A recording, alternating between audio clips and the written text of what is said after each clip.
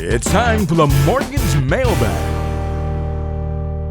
All right, I got a question we want to end up the show with, Bill. I know we like to do this from most shows, right? Going to open up and talk about a common question that's come up or something recently that was asked of you or your team and bring it here and discuss it a little bit. And I think there was a good one here that kind of ties in what we talk about on the show today with problem solving and that sort of side of your process. But what are some of the biggest mistakes that people make during the mortgage process?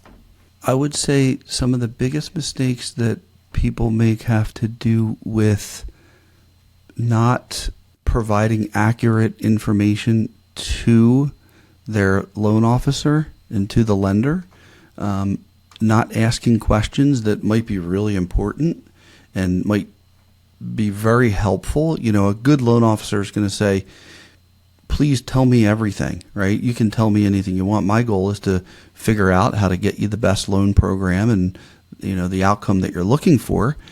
But I think sometimes clients are reluctant to say things out of fear that it's going to result in them getting declined or things like that. And I don't think that's a good way to approach it. It's definitely a two-way conversation, and we want to hear all of your thoughts, all of your ideas. We want to make sure that, you know, you're being clear and concise with us about things that might be really important for us to know.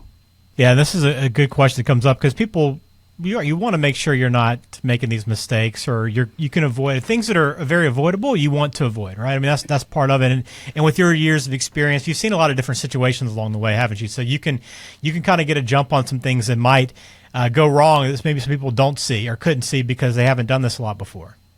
Yeah. So, and you know, I've been doing this for 21 years, and there's other members of my team that have been doing it for longer, and they're all really dedicated to helping people to buy houses. So our combined experience certainly lends itself to creating an environment where you're going to have like I said, a predictable experience and outcome. You know, one of the things that we see, and so we certainly want people to be as expressive as possible and to over communicate, but we also don't expect it because we're the expert. That's why we ask a ton of questions.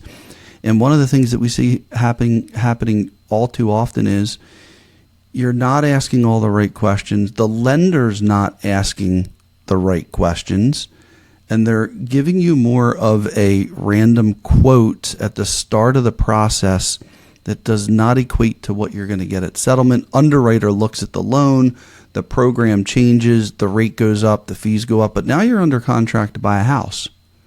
So now the economics of the scenario change and you're kind of locked in. To us, that can never happen.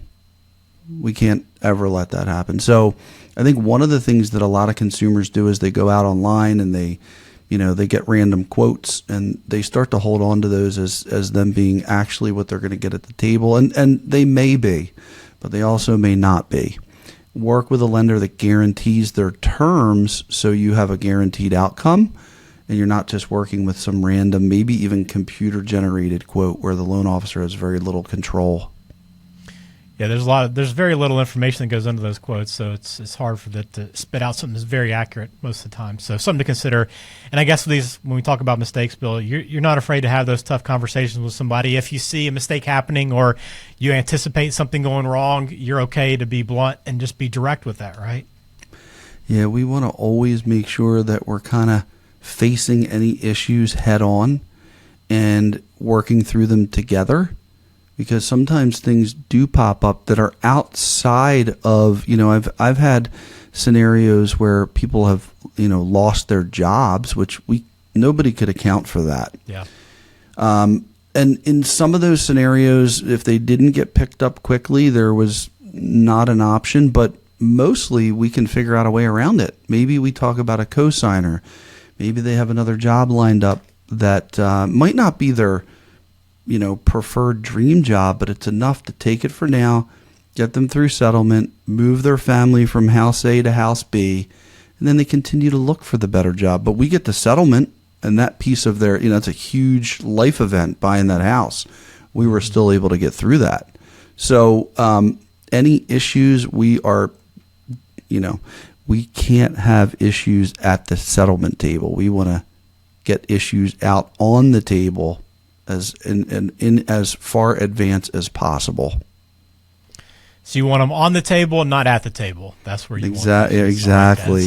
We should go ahead and just make that the new slogan, Bill. I love like it. That. But I love it. Again, we appreciate your insight. If you have questions for Bill, if you have any specifics that you want to run by Bill to get some thoughts on, you can always leave us a comment, shoot Bill a note. You can connect with him through the website, smartmortgageshow.com, and get in touch with him there as well over Cross Country Mortgage. But the phone number, once again, 484-352-4151. And again, we appreciate you being a part of the show. If you haven't subscribed wherever you listen, whether it be on podcast or on YouTube as well, we'd appreciate you hitting subscribe if you haven't already. But we appreciate your support, and we appreciate you listening to this episode. Bill, thanks for your time as always, and we'll catch up again next month.